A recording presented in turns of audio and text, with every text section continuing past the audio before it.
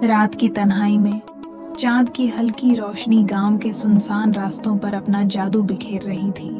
पेड़ों की सरसराहट, हवा के हल्के झोंके और दूर कहीं किसी उल्लू की आवाज, सब कुछ एक रहस्यमयी माहौल बना रहे थे। मगर ज़ैनब के कदम बेखौफ आगे बढ़ रहे थे।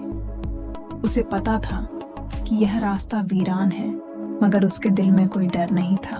आज भी हर रात की तरह वह पुराने खंडहर के पास रुकी। वहां एक पेड़ की छाया में हमेशा की तरह वह खड़ा था। लंबा कद, गहरी काली आंखें, सफेद लिबास में लिपटा हुआ, जैसे किसी और ही दुनिया का बाशिंदा हो। ज़ैनब उसकी तरफ देखकर मुस्कुरा दी। तुम आज भी आए हो? ज़ैनब ने धीमे से कहा। मोहब्बत कभी पीछे नहीं हटती ज़ैनब, वह शख्स नरम लहजे में बोला। यह शख्स कौन था? ज़ैनब खुद नहीं जानती थी। कई महीनों से हर रात वह उसे यहीं मिलता था। उसकी बातों में अजीब सा जादू था, जैसे सदियों पुरानी कोई दास्तान हो। ज़ैनब उसकी आंखों में खो जाती, उसके लफ्जों में बहक जाती। वह हमेशा कहता था, ज़ैनब कभी पलट कर मत देखना, वरना यह मोहब्बत तुम्हें ले डूबेगी। मगर उस रात चांद कुछ ज्यादा ही उदास लग रहा था। पेड़ों की शाखाएं जैसे कोई गम सुनाने के लिए झुक रही थी। ज़ैनब के दिल में अचानक अजीब सा बोझ महसूस होने लगा। तुम कौन हो? ज़ैनब ने पहली बार सवाल किया। वह मुस्कुराया।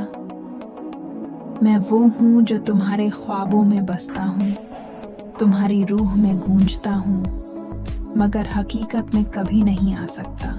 ज़ैनब का दिल जोर से धड़का। ये कैसी बातें कर रहे हो? मैं तुम्हें देख सकती हूँ, महसूस कर सकती हूँ, तो फिर तुम हकीकत क्यों नहीं हो?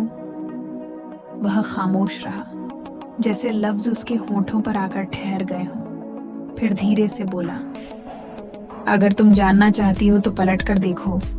ज़ैनब ने झिझकते हुए पीछे देखा, और जैसे ही उसने मुड़कर देखा, एक भयानक चीख गूंजी।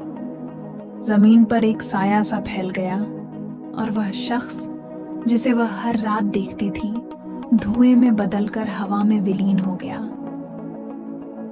ज़ैनब की आंखें हैरत और डर से फैल गईं। हवा में एक सरगोशी गूंजी। मोहब्बत ने मुझे कैद से आजाद कर दिया, मगर तुम्हें अपनी कैद में ले लिया है। अचानक ज़ैनब ने खुद को अकेला पाया, मगर अब वह अपने जिस्म से बाहर खड़ी थी। उसकी खुद की परछाई जमीन पर बेजान पड़ी थी, और अब वह भी एक साया बन चुकी थी। कहते हैं उस खंडहर के पास आज भी एक औरत सफेद लिबास में खड़ी नजर आती है, जो हर रात किसी की मुंतजिर रहती है।